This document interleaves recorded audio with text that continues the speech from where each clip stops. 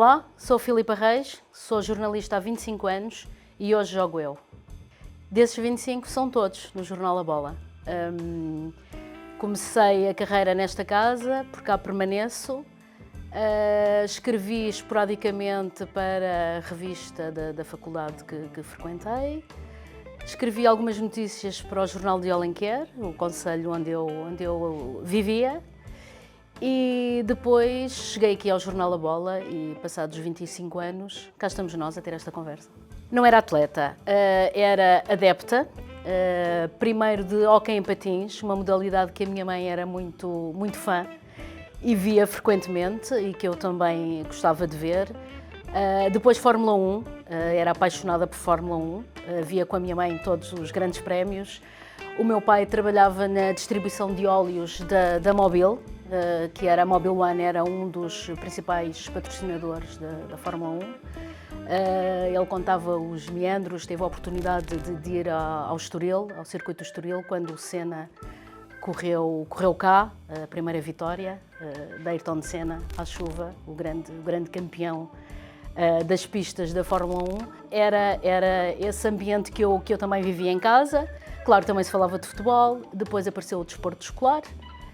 Eu pratiquei, tinha algum jeito, diga-se, voleibol, mas falamos, sei lá, 35 anos, as oportunidades que havia não eram similares às de hoje.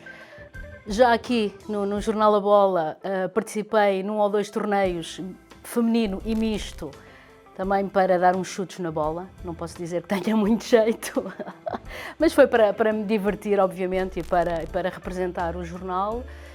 E a sério, que eu tenha mais memória, foi do Mundial nos Estados Unidos.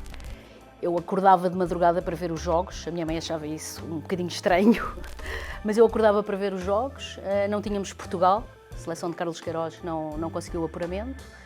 E depois comecei a comprar o jornal frequentemente, a ler, ainda no formato A3, em que tinha que dobrá-lo em 2 ou 3 para conseguir ir a ler no autocarro. Recordo-me que o primeiro jogo que assisti ao vivo no estádio foi no Torriense, que foi a cidade onde eu nasci. E pronto, e a partir daí desenvolveu-se tipo uma bola de neve. Eu gostava de seguir psicologia, era o que eu tinha, o foco era psicologia. Mas lá no fundo, a minha mãe conta-me que quando eu era pequena, eu passava imenso tempo com a rádio e eu fazia perguntas e respondia. Portanto, se calhar lá no fundo já havia um bocadinho de jornalista dentro de mim que eu ainda não tinha dado conta. Não tenho vergonha, tenho facilidade em comunicar, vou para Ciências da Comunicação. E em boa hora o fiz, em nada estou arrependida da minha escolha. Se calhar perdeu-se uma psicóloga, mas ganhou-se uma jornalista. Sabes que em 25 anos, quando se trabalha no mesmo sítio, criam-se hábitos, criam-se rotinas, muitas tropeções, mas tenho muito engraçado à porta do Jornal A Bola, que era na Travessa da Queimada, no número 23, durante largos anos, até há bem pouco tempo. E há um dia em que eu estou a sair, já depois do fecho do jornal, portanto estou a falar em, sei lá, perto da 1 da manhã, e eu cansada de um dia de trabalho, não é? Venho a sair à porta e vou com as minhas coisas, com a mochila, com a mala, as mulheres levam sempre muita coisa, e de repente vem alguém contra mim, dá-me um encontrão e eu recordo-me de dizer bolas, poderá não ter sido bolas, mas algo do género, não vês por onde é que andas ou algo assim. E de repente eu levanto a cabeça, olho para cima, era uma pessoa enorme. Quem era? Éric Cantona. Eu fiquei assim, tipo, pasma a olhar para ele, não é? Porque só o via na televisão, de jogar. E ele diz-me, num português com o seu sotaque de francês, desculpa, por favor, desculpa. Tinha num livro, numa mão ele tinha um livro, na outra pousou-me no ombro e disse-me desculpa, muitas desculpas. E eu olhei para ele e disse, não faz mal, não tem importância nenhuma. Claro, antes tinha barafustado, mas como era o Cantona. Fui fazer um europeu de futsal e era dividido em 2 cidades, Aversa e Caserta. É numa zona de rio, de mar, que faz a fronteira que era utilizado pela máfia para fazer os seus negócios. Um hotel para aí de 20 andares. Eu cheguei lá para fazer o check-in e o senhor diz-me que eu era a única ocupante do hotel. Eu aí fiquei logo um bocadinho assustada, confesso. Nunca ando sozinha à noite. Aqui não pode andar sozinha à noite. E eu disse ok, e ele disse, se quiser fazer as refeições no hotel, para a sua segurança, eu providencio um cozinheiro e você faz aqui as alimentações todos os dias.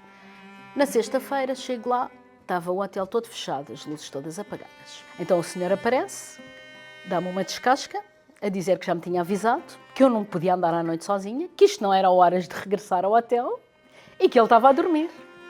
Portanto, eu fiquei ali um bocadinho, meio sem jeito. No dia a seguir, para tomar o pequeno almoço, eu deixo para tomar o pequeno almoço e qual não é o meu espanto quando eu entro na sala de refeições e está repleta, cheia. E ouço uma conversa da mesa ao lado, eram 2 homens, mais novos dos que os restantes clientes, e estavam a falar inglês e eu ouço algo do género, não, nós temos a certeza que ele está aqui, ele é um criminoso de alto nível, é um assassino, está sempre armado, mas temos indicações que ele fez uma operação plástica e, portanto, nós não conhecemos a atual fisionomia dele. E de repente o outro vira-se e diz assim, olha, atenção, que esta aqui do lado está a ouvir a conversa e não sei o quê. Eu devo ter feito uma expressão tipo, sei lá, tipo, de medo ou de aterrorizado ou qualquer coisa.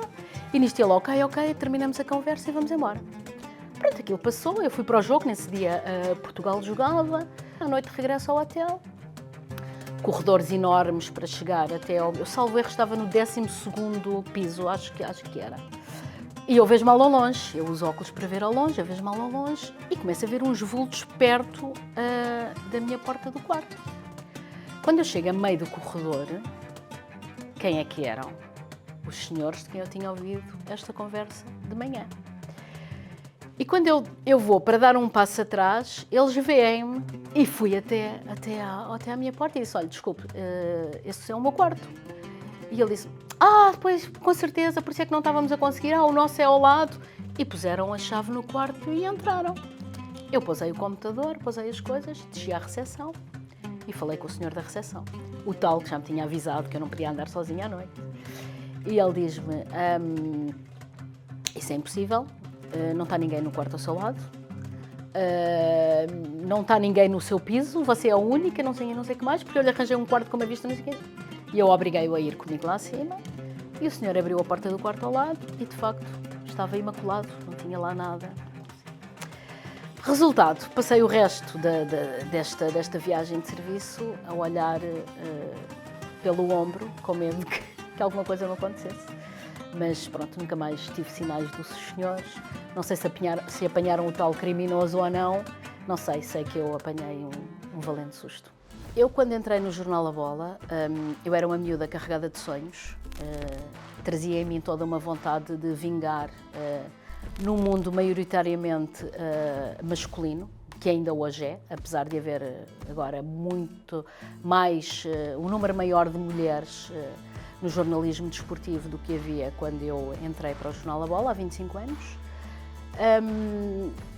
Eu fui construindo a minha carreira e a minha personalidade a ver os meus colegas como é que faziam, os mais antigos, os mais novos também, porque nós aprendemos sempre e com toda a gente. A figura que eu tenho de referência é o Sr. Fernando Guerra, que na altura era o chefe de redação, que apostou em ter uma rapariga a escrever no Futebol Nacional, que não tinha havido, sem ser a Leonor Pinhão que escrevia artigos de opinião. Ele foi a pessoa que apostou em mim no Futebol Nacional e foi um professor, digamos assim, um professor. Olha, a primeira notícia, como toda a gente quando vem para o jornal A Bola, foi de certeza uma breve sobre qualquer coisa, porque teres o teu nome a assinar um artigo no jornal A Bola era e é prestigiante. É uma casa que tem uma história muito grande, um peso muito grande, houve muita gente a aprender a ler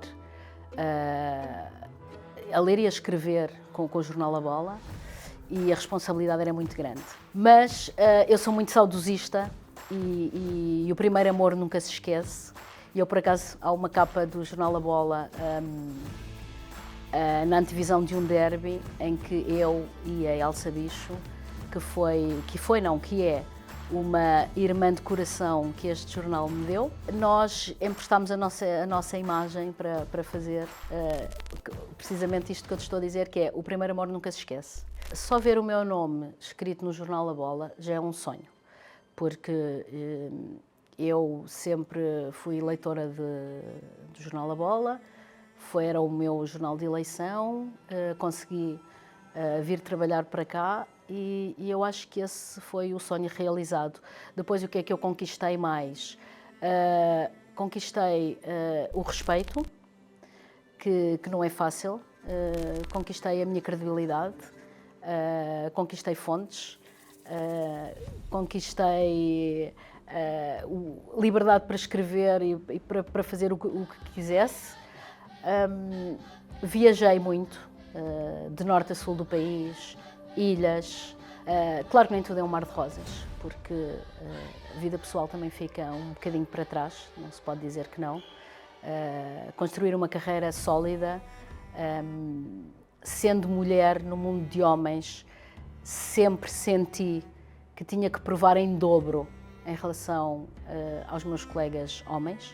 Não vou esconder isso, senti isso muitas vezes na pele.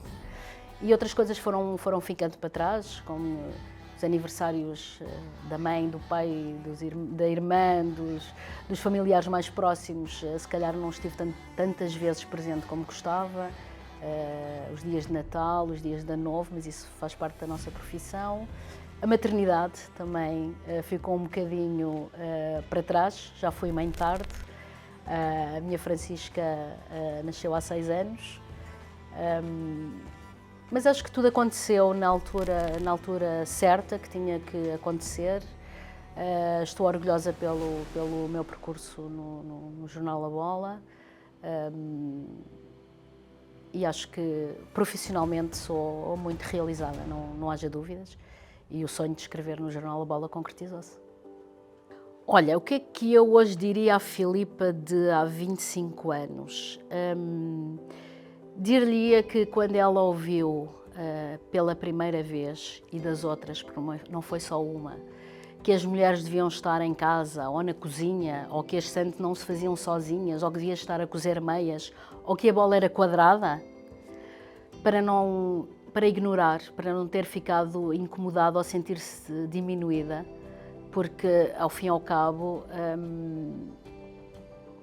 nada disso é real e acho que as mulheres no meio dos homens, que é o futebol, não é? Têm um toque diferente e são uma mais-valia.